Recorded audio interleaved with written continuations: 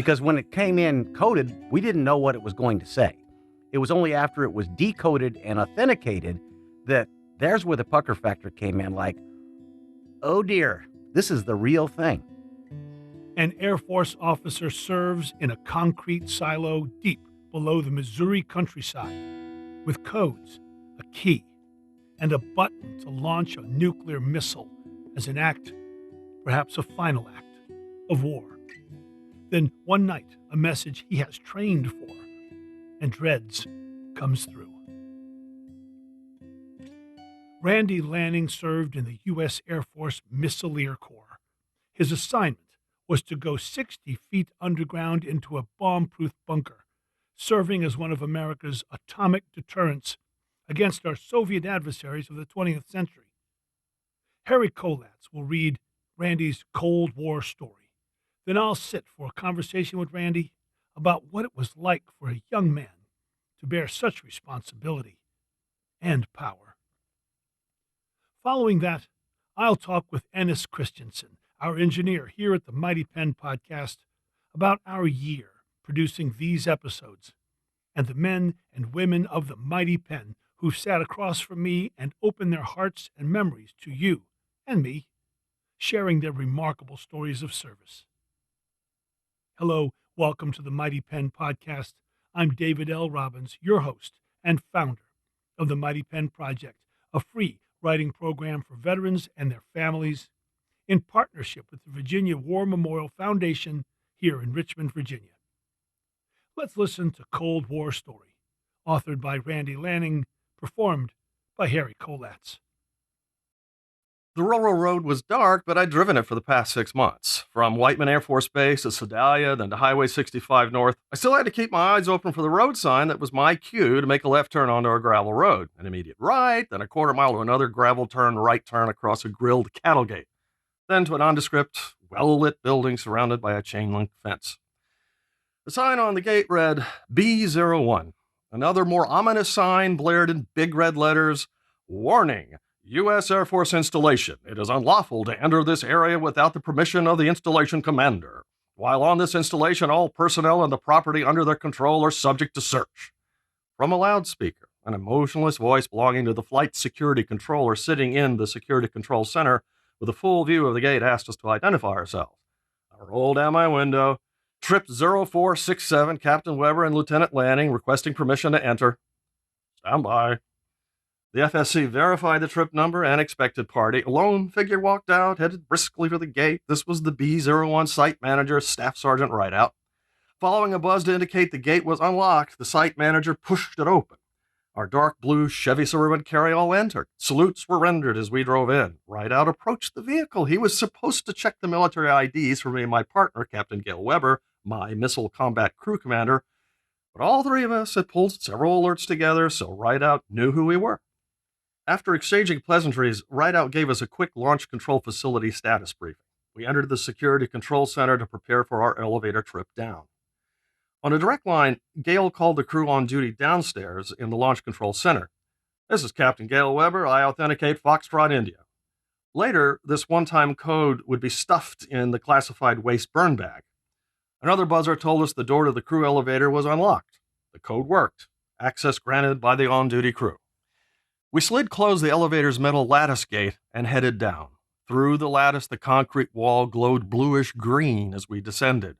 The 60-foot trip down took 2 whirring slow minutes. At the bottom waited a giant tunnel junction blast door. This massive door had to be opened manually. For some reason, I always enjoyed opening that massive blast door, engaging the alignment hatch, then 20 rotations of the circular wheel to retract the giant pins that held the door into the thick frame. I swung the door open, feeling for a moment like a titan, then closed it behind myself and Gail. We completed our respective checklists to inspect the underground launch control equipment building. After a speedy inspection, we contacted the on-duty crew by interphone to request entry into the launch control center. The crew opened a smaller, even thicker blast door to let us in. This door could only be opened from the inside. After more than 30 alerts, the LCC was familiar territory, a narrow, dimly lit walkway past the 4 massive shock isolators designed to keep the LCC stable in the event of a nearby nuclear blast. We had only a few creature comforts, a toilet with a curtain, a sundries cabinet, and hot plate. The capsule had no commercial radio or TV, just a revolving library of magazines. A single bed was neatly made with military crispness. We relieved the day alert crew, who'd relieved the previous night's crew.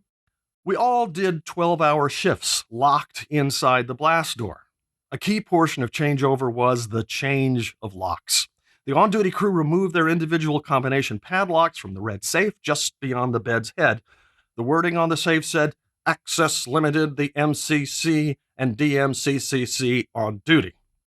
The safe contained 4 items: 2 launch keys and 2 sets of sealed authentication documents, the launch codes.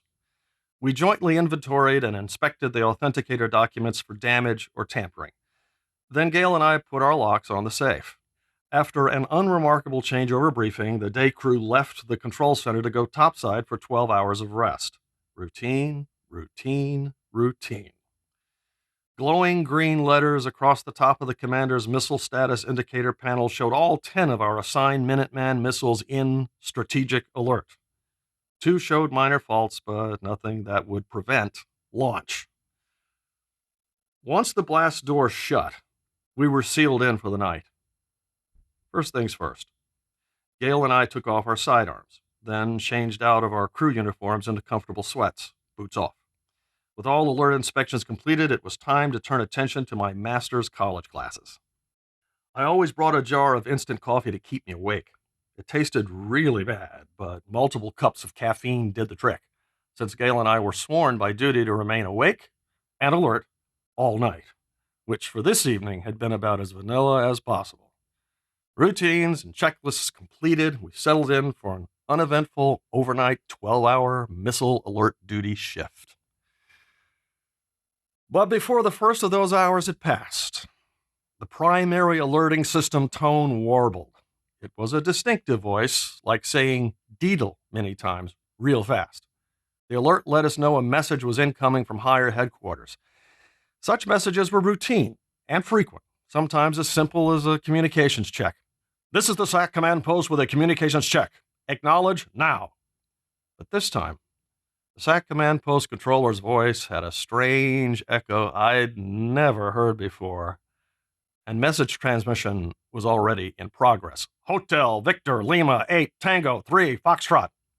This was a coded emergency action message, an EAM that sent Gail and me grabbing for our individual laminated copy format books to scribble down the phonetic letters and numbers with our grease pencils. The message repeated, then Gail and I individually decoded it.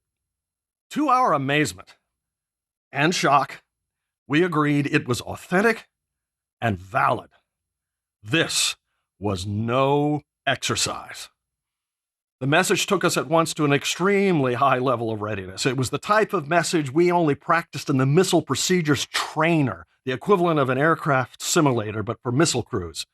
Though we'd practiced the checklist for this message many times in the trainer, all the scenarios had been part of a graduated escalation, not out of the blue like the message we just decoded. We quickly recovered from our astonishment and our training kicked in. Gail and I agreed this EAM was genuine and required immediate action. We surprised ourselves by how promptly and efficiently we completed all the actions required by the checklist that accompanied the message. Some of the checklist actions came with worrying implications. One of the last was strap in and lock chairs.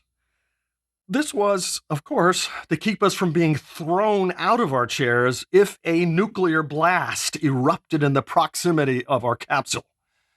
In a matter of just moments, all American strategic nuclear retaliatory forces went to the readiness status of a loaded gun, with safety off and hammer cocked.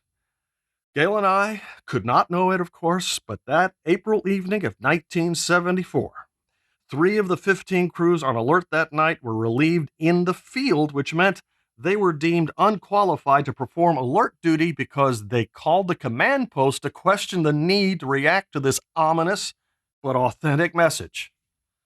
I and the rest of the 30 missile crews of the 351st Strategic Missile Wing, all across and beneath the Missouri countryside, were now strapped in chairs with nowhere to go. Due to the nature of the message, another would soon follow, a message that would either escalate the level of readiness, I mean, there wasn't far to go, and possibly direct nuclear weapons release, or a de-escalation message.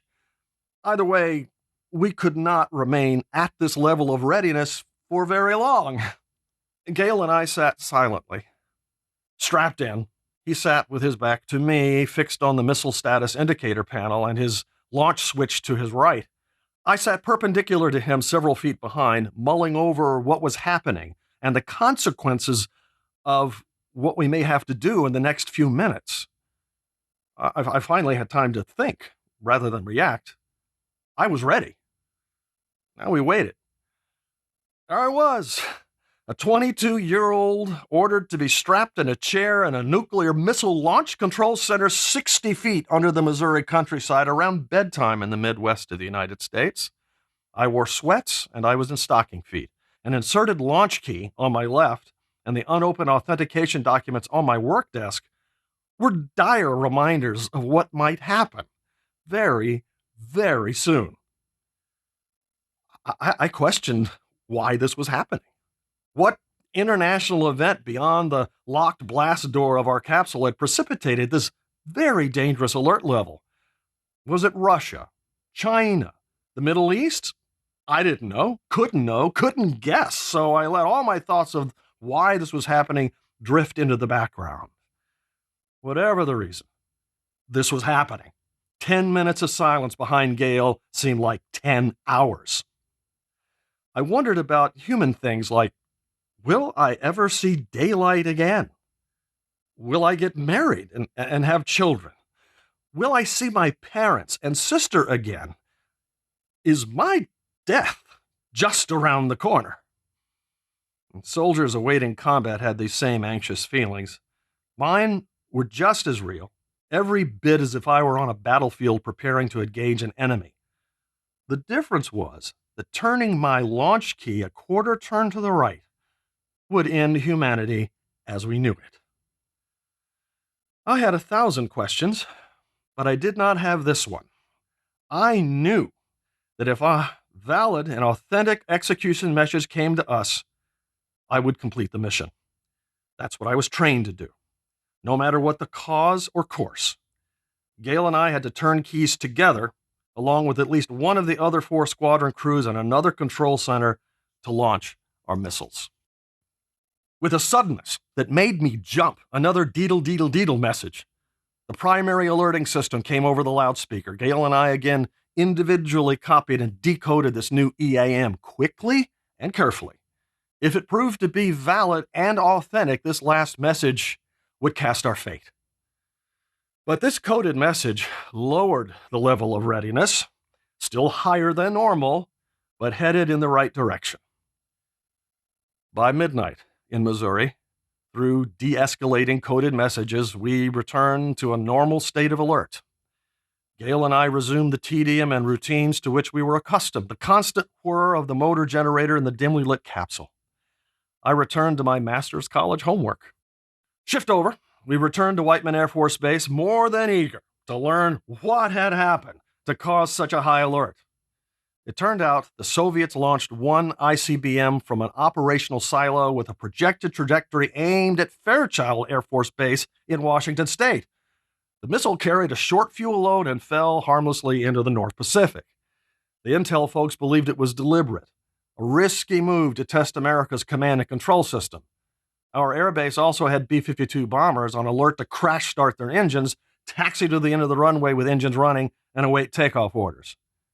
It was that close for the world and for me. That was Cold War Story, energetically read by Harry Kollatz. I'm joined in the studio by the author of that remarkably kinetic piece, Randy Lanning. Randy, I'll go first. Child of the 50s and 60s, grew up in the Cold War.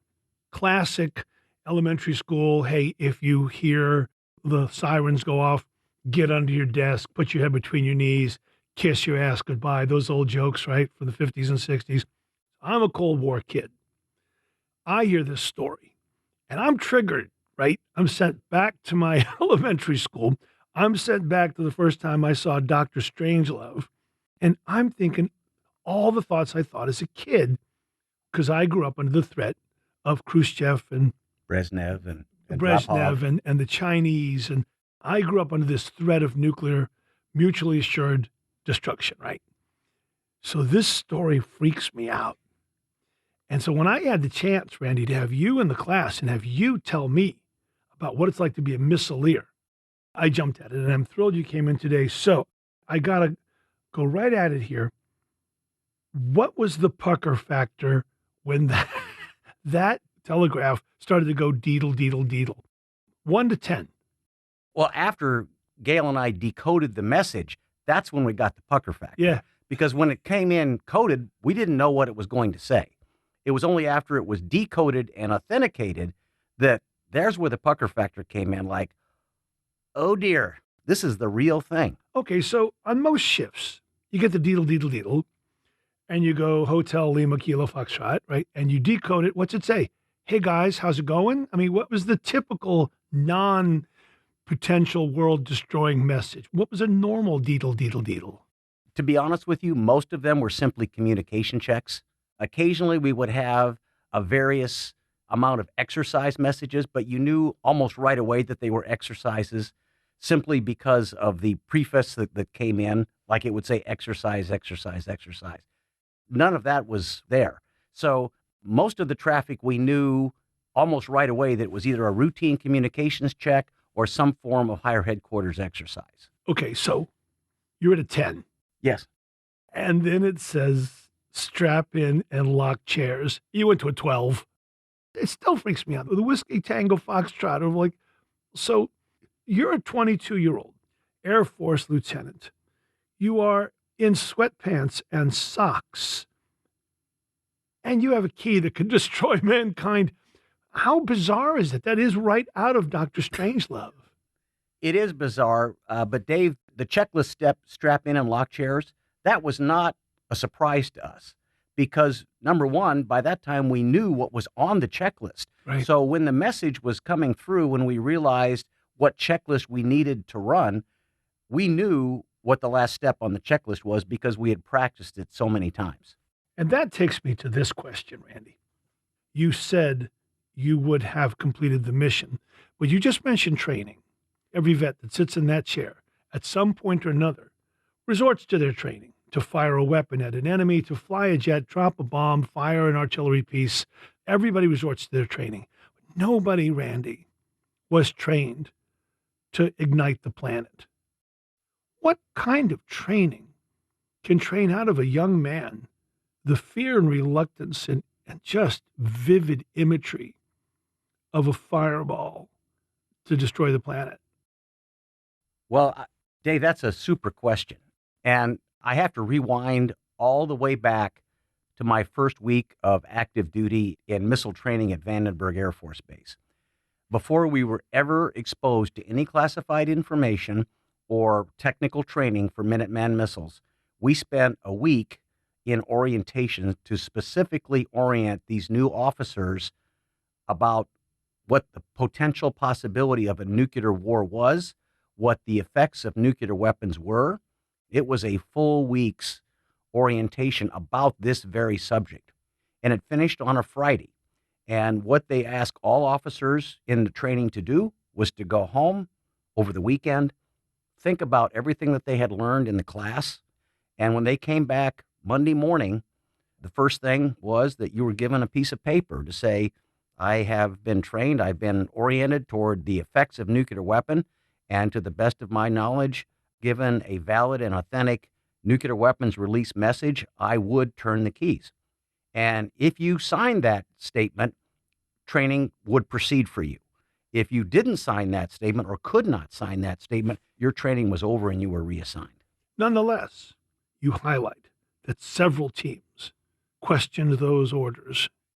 I think the reason for that was this message, even though it was valid and authentic, it was out of the blue. And who knows what's in the mind of those crew members. But I'm thinking that the world situation was stable. When we went on alert, there was nothing on the threat board. Nothing. April 1974. Correct. And so there was nothing going on. Who knows? But I think the reason why they questioned the message was, A, there was nothing in the world environment to warrant this. And number two, this level of readiness message was part of an escalation, not something out of the blue. But you said in the story, could it be Russia? Could it be China? Could it be the Middle East? In 74, there was still adequate tensions in the Cold War. True. Brezhnev. True. Highlighted by the fact, Randy, that it actually happened. The Soviets put a short fuel load on a missile, fired it on a trajectory that was extrapolated to hit Washington, fell in the Pacific, but they still did it. So your Soviet counterpart, your cat in a silo in Vladivostok, he's not thinking the world situation is stable. He got an order to fire a nuclear missile. Well, okay, there was obviously no warhead on it. Right. But he doesn't know that. He got an order to hit a button, and some cat over in Russia hit that button.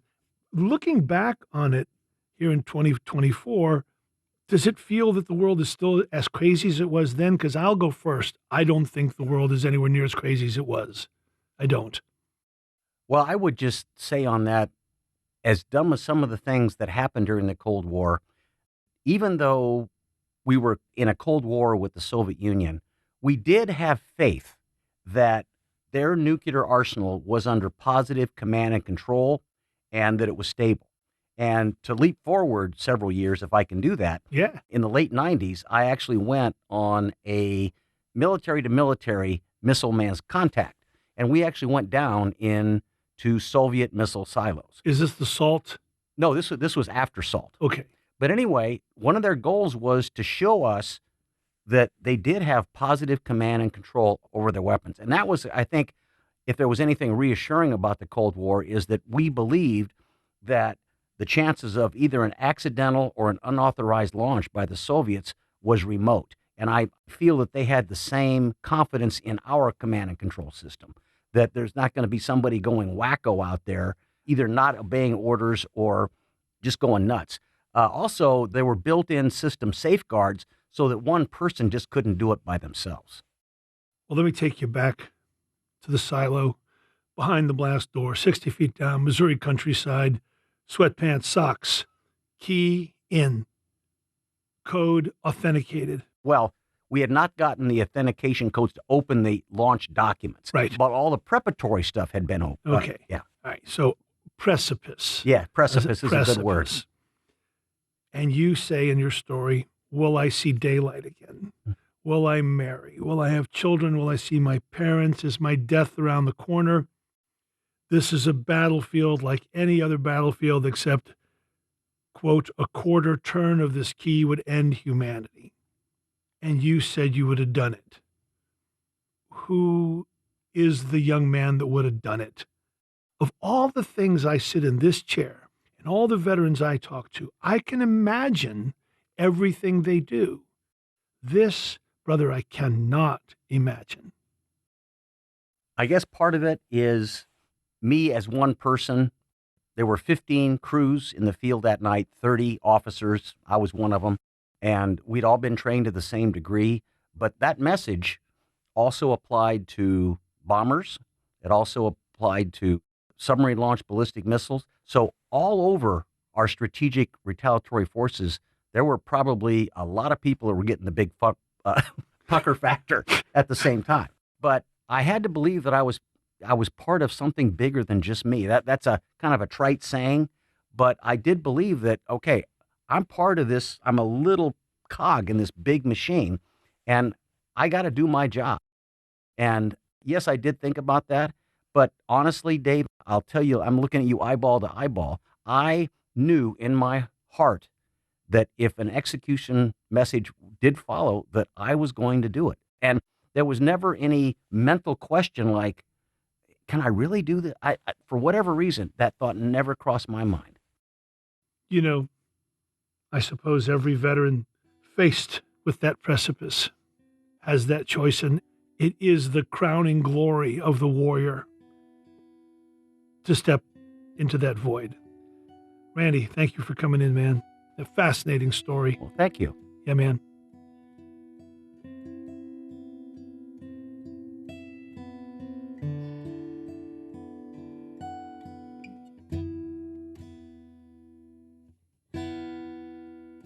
Hello and welcome to a final interview in this year of the Mighty Pen podcast. My name is Ennis Kristansen, and you don't usually hear my voice, but I've spent the last year as the editor, producer, engineer, project manager, person who makes sure we have a file on Tuesday at this show, and I am here with David Robbins, your host.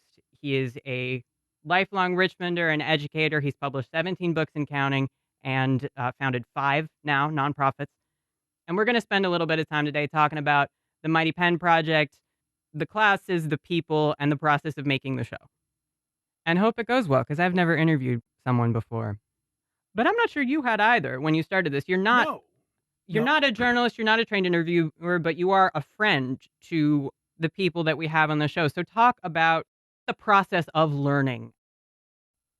The most important thing a person can get from another person, I believe, is what they call psychological visibility. You know, like a sun which is above the horizon or below the horizon. And I think the most important thing we can do for each other is see, right? And hear and acknowledge. I tried to have that as my North Star and say, I'm not going to sit and talk about me. If I talk about myself, it'll be in the context of them, in the context of the program.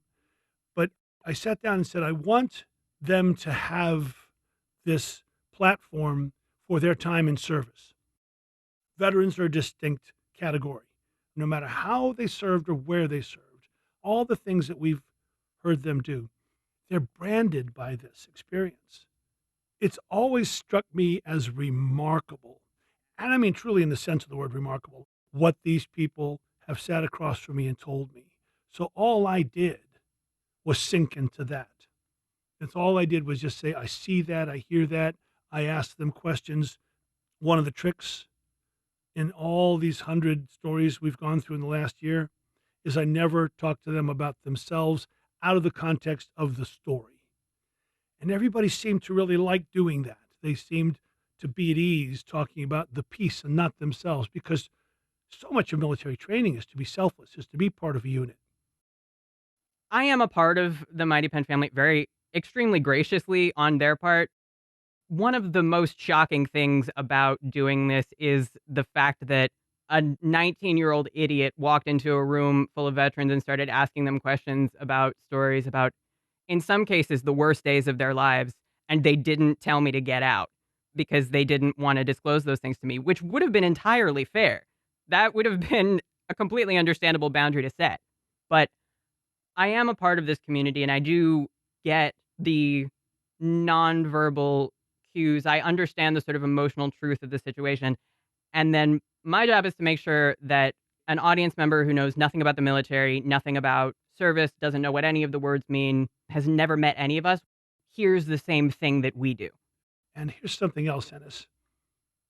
These vets have sat in the chair I'm in right now, and they have laughed and they have wept. And we never cut those things. I remember Randy talking about the day Quirt died, his dog. I remember Kathleen talking about her disappearing friend Shirley, and so many of the memories of Laura Bender, the wounded Marines that she's worked with at the Wounded Warrior. And I think we did them the honor of leaving their testimony intact. We at least tried to. Yeah. Nobody can judge that except for them, but we do our best every time. Right. To respond to that point you just made about how inclusive they've been with you and other assistants I've had, and certainly with me. Every time there's a new class, so we do a January, an April, and a September class. It's always 15, 16, 17 new people. Watching them become a unit is, I think, one of the most remarkable things. And I've told you about this. It's like I'm their dumb first lieutenant. I'm their butter bar.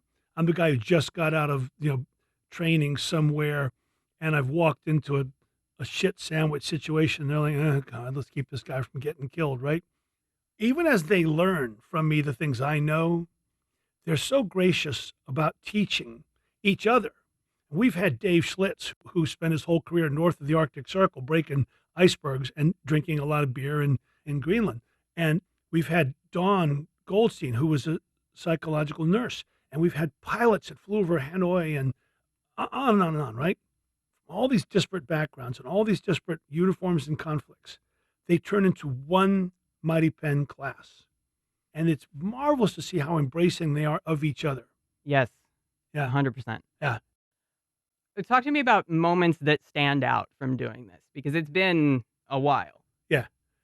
The one I'll never forget was the interview, and I think it was episode 20, with Norm Miller. Yes. And Norm had taken part in the Vietnam conflict, and he had witnessed, as an advisor, horrific things, and he wrote about one of them. In the interview with Norm, I asked him, do you feel better having written this? And he said, nah, David, I don't. I had to go back and dredge up this to put it on the page. And he said, and I never told my wife, I never told my family or my friends, I never told my VA therapists, I never told anyone these stories until you made me write them. And I felt really of two minds, because I'm like, oh no, this good man, I don't want to have hurt him or forced him to do something that would make him uncomfortable. But boy, that story's out in the world now, right? And then he said, you can hear it on the interview. He says, but then, I showed it to my wife, and I showed it to my family, and I showed it to a couple friends, and nobody judged me. And he says, so maybe it did help. That coalesced for me everything that I'm trying to do with this program.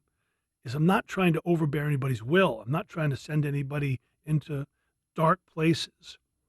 But if they're willing and they express a willingness, I want to create an environment and a community where they feel welcomed and supported enough to do what Norm did. John Price lost his son in Afghanistan 2003. He came to 6 classes until I walked him out in the hall one day and I said, John, I'm not going to ask you to write about your son. I just want to guarantee you that when you're ready, we're here to receive it from you. Yeah. And I think I can speak for John when I say that was a real dam that broke for him. The ability and the opportunity to put those stories about Tim, his son, down and to be known by those stories by other good men and women in the classroom. I remember Dawn Goldstein, a non-combatant, but she is a PhD nurse and was at Landstuhl, Germany. And Dawn was the person that if you were pulled off the line because you were having issues, suicidal ideation and depression and PTSD, and you were downrange, they would evac you to Germany, and Dawn was the person you talked to. And she would decide if you went back or you stayed for observation or if you came home. And Dawn was worried. She said, well, I was a nurse, right? And when she told the vets in the room her story, they applauded her. And I've seen other people, Joe Maslanka, worry that because he didn't serve in a combat role, that the combat vets in the class might be judgmental. And old Robert Waldriff, Marine, grievously wounded dude, good man. And Robert said, hey, Joe, were you a Marine? He said, yeah. He says, if Uncle Sam had pointed you, would you have gone? Joe said, yeah. He says, shut the fuck up, you're a Marine. And that ethos pervades this program. It's still there. It started at the beginning. I didn't make it. The veterans made it. Yeah. And I think Jess Lockhart once put it as, when you sign on to serve, you write Uncle Sam a blank check, and it does not matter how much he cashes it for. Yeah. You've already done your piece. And then there's just silly fun crap like Keith Richards and the something save the day, right? Keith Richards and the Shadows save the day again. A children's show. I titled that file so many different things. I could not remember the name of that story. Yeah. And then there's Joe Maslanka's stories about the hog board and government property. The whole panoply of humanity happens in uniform. The terrific and the terrible, the sublime, the blatant, and Laura Bender, the first female chaplain in American military history ever in combat, has seen it all. Yeah. Then you got just sitting here at the end of the podcast thinking about Donald Green, a young reserve man who had never been in combat but wanted to try it and join the Marines, and finds himself firing artillery shells at Saddam's retreating tanks. And he just says, I'm blooded now. To be able to draw these stories out of these men and women, at the end, It's a tremendous honor. well, and you just took the words out of my mouth. At the end of every podcast, that's why I say it's an honor. It's not an honor alone to do this podcast. It's an honor to be associated with these people. Exactly. And, I struggle to think of anything that we do here as service. I don't think of it as service, and I don't think of it as work because I just kind of can't. But we do owe people. I think a lot about our audience for this show. I think a lot about our stakeholders.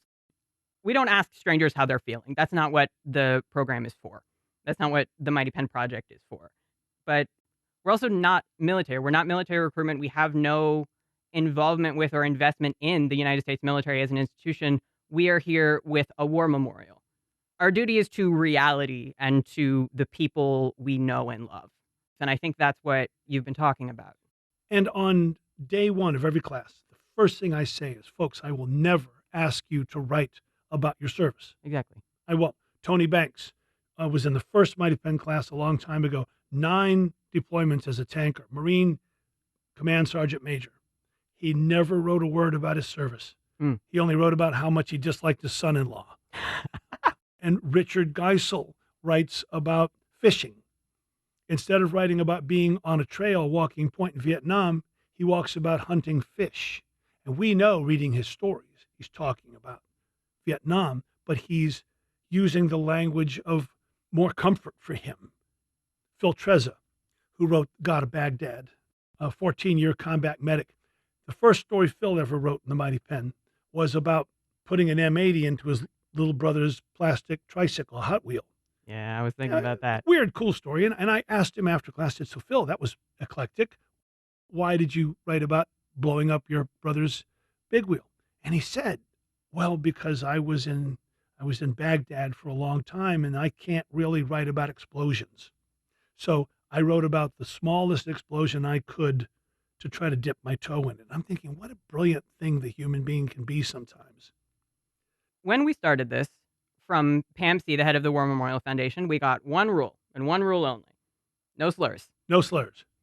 But that's not all we think about in terms of how we represent the program and these people in the foundation to the outside world.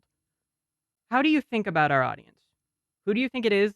And how do you approach representing this program to them? I've never lost sight of where I am, and that is a war memorial. This podcast is not produced by a commercial entity. We're not trying to sell something. We're not trying to persuade or convince. I've always been aware of the mission of the Virginia War Memorial and my job here as sort of an archivist. I think about 2 things in my audience. First, I want to inform. I want them to learn that the people that serve in the military are of every cloth. They're cut from everything. There's people like David Aldrich, who is one of the wisest and just most intelligent and insightful people, right? And a gentle man. And he's a physically imposing guy who was a fearsome warrior. And here's a guy who would, in other walks, be a philosopher king. And you mentioned Jess, whose life was saved by a fellow lieutenant who dove on a grenade at his feet and was awarded the Medal of Honor. And there's Jess, who became a colonel, but spent his life living his life as best he could to deserve having it given back to him. Now, these just aren't the stories of stuff you do in a uniform. These aren't stories about tanks and guns and missiles and jungles and standing guard and submarines. These are human stories. My life was saved. How do I live it in a way to be worthy of that? I've had to take lives as a good, gentle, philosophic person. How do I square with that? Laura Bender, I go back to good Laura, and she sees so much evidence of God in the pain and in the sacrifices and costs that she's sat beside and succored and cared for as a chaplain, so much pain. And at all times, she had to cling to her belief that God is here with these people, even as they feel abandoned. Now, this isn't military. And so for me, I'm fascinated with the humanity, and I feel a real responsibility to expose that, but I also never take it out of its uniform. When I talk about Dan Barati, a young man who was in the Navy, and his heart was so broken because he so wanted to stay in the Navy, yet things happened and he saw things and failures of leadership that broke his heart. And after several years, he said, I got to get out. But that's concomitantly a human story, but it's also very telling about the military. So for me, I hope the audience has embraced and recognizes that we've done both. And I hope you have. Before I say goodbye, I'd like to be sure that I adequately thank the Virginia War Memorial and the Virginia War Memorial Foundation Yes. for supporting the Mighty Pen, supporting these podcasts, supporting me and my visions for the program. They are marvelous hosts, generous and kind and good. And if you have not visited the Virginia War Memorial, if you are visiting Richmond or you're coming through town, you should come to this place. It is the largest, and I am confident in saying the best war memorial in America. The Mighty Pen has become a key part of this mission at the War Memorial. We have these podcasts. We have an online archive in conjunction with VCU, major university here in town. We have an annual one-act play festival we put on. We have a journal. There's a lot of ways to engage with the Mighty Pen folks. Thank you so much for listening to this podcast. Ennis, thank you for your work. I am not as smart as you make me sound, and sometimes not as dumb as you think I am. Take care, everybody. And I want to repeat for the last time, it has been an honor. David, I'm glad we got to do this together. And for anyone from the Mighty Pen who might be listening, thank you for letting us do this with you. It's been an honor.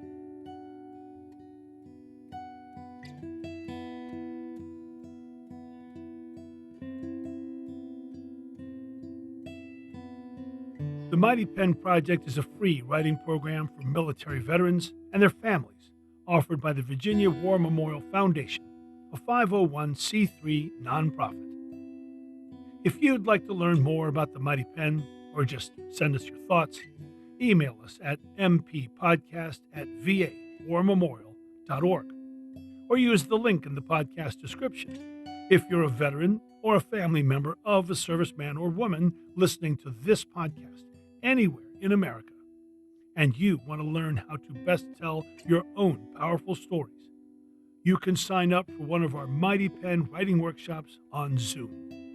If you want to read today's story and many more, use the link to go to the Mighty Pen archive.